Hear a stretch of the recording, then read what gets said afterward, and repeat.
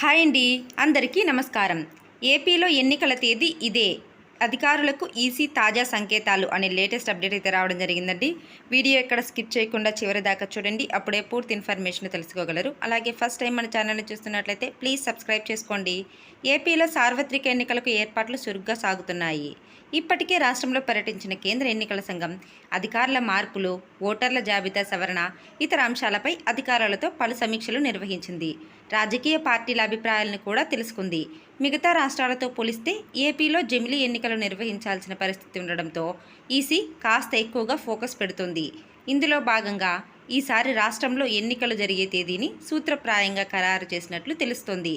ఏపీలో సార్వత్రిక ఎన్నికలకు పోలింగ్ తేదీగా ఏప్రిల్ 16ను డేట్ ఆఫ్ రెఫరెన్స్గా తీసుకోవాలని అధికారులకు కేంద్ర ఎన్నికల సంఘం నోట్ పంపింది.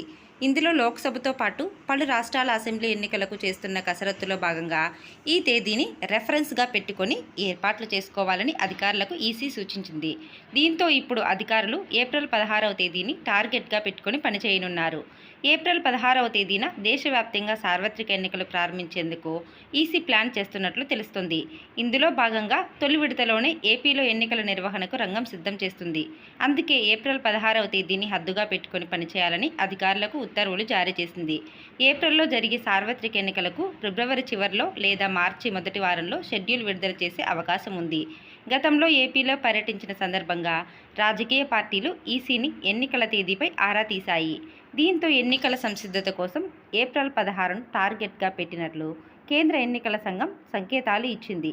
ఇప్పుడు అధికారులకు జారీ చేసిన నోట్లోనూ అదే విషయం పేర్కొనడంతో దాదాపుగా ఇదే ఏపీలో ఎన్నికల తేదీ కావచ్చని తెలుస్తుంది. ఇలాంటి మరిన్ని లేటెస్ట్ అప్డేట్స్ కోసం వీడియోని లైక్ చేసి షేర్ చేయండి. అలాగే ఛానల్ని సబ్స్క్రైబ్ చేయండి. Thanks for watching friends.